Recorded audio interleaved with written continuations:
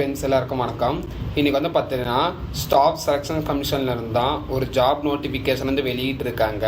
என்ன போஸ்டிங்ஸ்க்கு அப்படின்னு சொல்லி பார்த்தீங்கன்னா ஜூனியர் இன்ஜினியரிங். ஓகேங்களா, இந்த போஸ்டிங்ஸ்க்கு எப்போ வெளியிட்டாங்க அப்படின்னு சொல்லி பார்த்தீங்கன்னா 30/6/2025 ஜாப் நோட்டிஃபிகேஷன் வெளியிட்டிருக்காங்க. என் டேட் எப்போ அப்படின்னு சொல்லி பார்த்தீங்கன்னா 21/7/2025 இந்த போஸ்டிங்ஸ்க்கான என் டேட் வந்து முடியுது. ஓகேங்களா, இந்த போஸ்டிங்ஸ்க்கான கரெக்ஷன் டேட் எப்போ வெளியிடுறாங்க அப்படின்னு சொல்லி பார்த்தீங்கன்னா 1/8 ஸ்டார்ட் ஆகி 2/8 முடிக்க வந்து டைம் இருக்குது அப்படின்னு சொல்லியிருக்காங்க. அதே மாதிரி இந்த போஸ்டிங்ஸ்க்கான எல்லா எக்ஸாமும் பார்த்தீங்கன்னா சிபிடி பேஸ் பண்ணி தான் எக்ஸாம்ஸ் இருக்கும். எல்லாமே ஆன்லைன் பேஸ்ட் எக்ஸாம் தான் இருக்கும் அப்படின்னு தெளிவாக போட்டிருக்காங்க. ஓகேங்களா, இப்போ வந்து பார்த்தீங்கன்னா இந்த போஸ்டிங்ஸ்க்கான எஜுகேஷன் குவாலிஃபிகேஷன்ஸ், அதுக்கப்புறம் போஸ்டிங்ஸ்க்கான டீட்டெயில்ஸ்லாம் இப்போ வந்து பார்த்தலாம். ஓகேங்களா, இந்த போஸ்டிங்ஸ்க்கான பேர் என்ன அப்படின்னு சொல்லி பார்த்தோன்னா ஜூனியர் இன்ஜினியரிங் தான் இந்த போஸ்டிங்ஸ்க்கான பேர். யார் அப்ளை பண்ணலாம் அப்படின்னு சொல்லி பார்த்தீங்கன்னா டிகிரி ஹோல்டர்ஸ் அப்ளை பண்ணிக்கலாம். சிவில் இன்ஜினியரிங் முடிச்சிருந்தீங்கன்னா தாராளமாக இந்த போஸ்டிங்ஸ்க்கு வந்து அப்ளை பண்ணிக்கலாம். அது இல்லாமல் நீங்கள் டிப்ளமா முடிச்சுட்டு நீங்கள் இன்ஜினியரிங்குள்ளார போயிருந்தீங்கனாலும் தாராளமாக இந்த போஸ்டிங்ஸ்க்கு வந்து அப்ளை பண்ணிக்கலாம். இந்த போஸ்டிங்ஸ்க்கான ஏஜ் லிமிட் எவ்வளோ இருக்கணும் அப்படின்னு சொல்லி பார்த்தீங்கன்னா up to 30 நீங்கள் வந்து இருந்தீங்கன்னா தாராளமாக இந்த போஸ்டிங்ஸ்க்கு வந்து அப்ளை பண்ணிக்கலாம் அப்படின்னு தெளிவாக வந்து போட்டிருக்காங்க.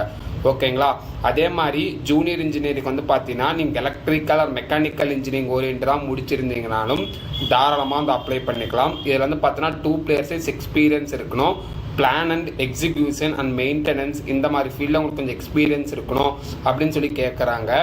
இந்த பொசிஷன்ஸ்க்கான எல்லாத்துக்குமே வந்து பார்த்தீங்கன்னா 30 ஏஜ் கேட்டகரிக்குள்ளார இருக்கீங்கன்னா தாராளமாக இந்த பொசிஷன்ஸ்க்கு வந்து நீங்கள் வந்து ஈஸியாக வந்து அப்ளை பண்ணிக்கலாம். ஓகேங்களா, மொத்தமாக வந்து பார்த்தீங்கன்னா 8 டைப்ஸ் ஆஃப் ஜாப்ஸ் வந்து ஓப்பனிங்ஸ் வந்து வெளியிட்டிருக்காங்க.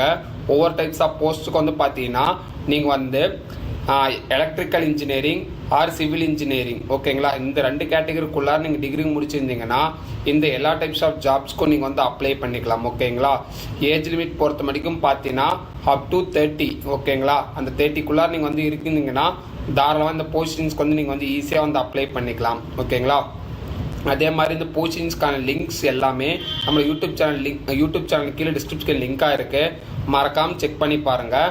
டோட்டல் நம்பர் ஆஃப் வேக்கன்சிஸ் வந்து பார்த்தீங்கன்னா 1340 வந்து வேக்கன்சிஸ் வந்து இருக்குது. ஓகேங்களா, இந்த போஸ்டிங்ஸ்க்கான பர்சனல் டிசபிலிட்டி பெஞ்ச் மார்க்ஸும் அப்புறம் ரெசர்வேஷன்ஸ்க்கான போஸ்டிங்ஸ்க்கான பர்சனல் டீட்டெயில்ஸும் வந்து வெளியிட்டிருக்காங்க. நீங்கள் ஜஸ்ட் வந்து செக் பண்ணிக்கோங்க. ஓகேங்களா, இந்த போஸ்டிங்ஸ்க்கு யாரெல்லாம் அப்ளை பண்ணலாம் அப்படின்னு சொல்லி பார்த்தீங்கன்னா இந்தியன் சிட்டிசன்ஸ் மட்டும் தான் இந்த போஸ்டிங்ஸ்க்கு வந்து அப்ளை பண்ண முடியும்னு சொல்லிட்டு தெளிவாக அந்த நோட்டிஃபிகேஷன் வந்து கிளியர் கட்டாக மென்ஷன் பண்ணியிருக்காங்க. ஓகேங்களா, அதே மாதிரி ஏஜ் அப்பர் ரிலாக்ஸேஷன் என்னென்ன அப்படின்னு சொல்லி பார்த்தீங்கன்னா up to 30 இருக்கவங்க தாராளமாக இந்த போஸ்டிங்ஸ்க்கு வந்து அப்ளை பண்ணிக்கலாம். 32 ஏஜ் லிமிட் மேலே இருந்தாலும் தாராளமாக வந்து அப்ளை பண்ணிக்கலாம்.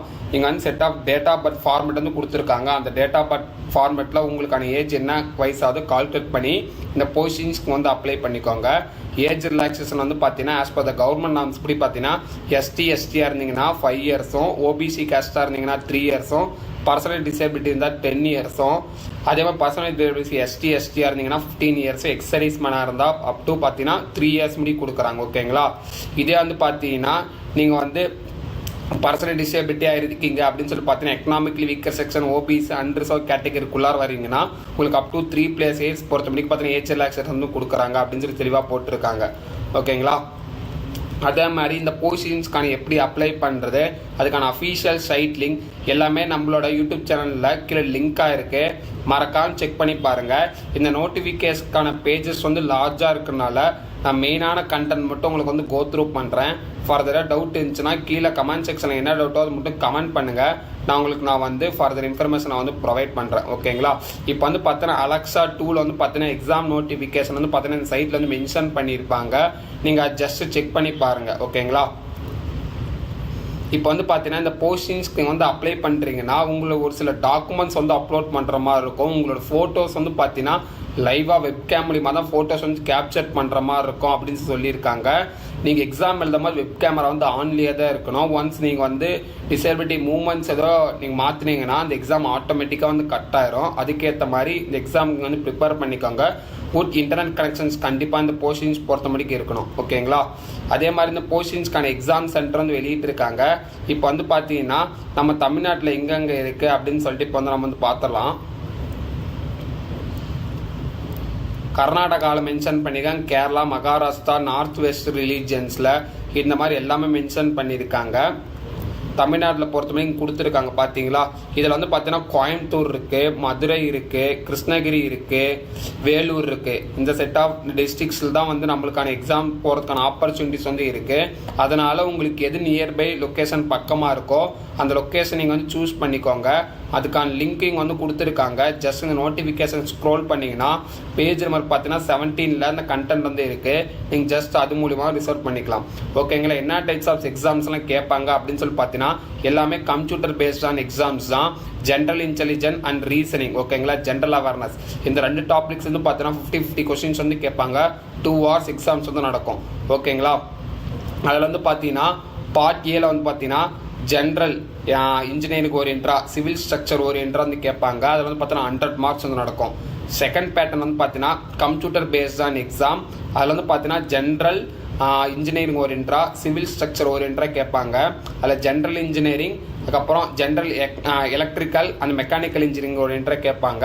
இது வந்து பார்த்தீங்கன்னா 100 marks வந்து நடக்கும். ஓகேங்களா. நம்பர் ஆஃப் கொஸ்டின்ஸ் வந்து பார்த்தீங்கன்னா நீங்கள் வந்து 100 mark எடுத்தால் போதும், 300 கொஸ்டின்ஸ். ஓகேங்களா. இதுக்கான டியூரேஷன்ஸ் பொறுத்த முடியும் 2 hours நடக்கும் அப்படின்னு தெளிவாக போட்டிருக்காங்க. இந்த பொசிஷன்ஸ்க்கான எக்ஸாம் ஸ்ட்ரக்சர் வந்து இதுதான். ஓகேங்களா. இதில் வந்து பார்த்தீங்கன்னா பார்ட் 1 என்ன டைப்ஸ்லாம் கேட்பாங்க இந்த எக்ஸாம்ஸில். Part 1, part A, part B, part C எல்லாமே கொடுத்துருக்காங்க. நீங்கள் ஜஸ்ட் அதெல்லாம் ரீட் அவுட் பண்ணிக்கோங்க.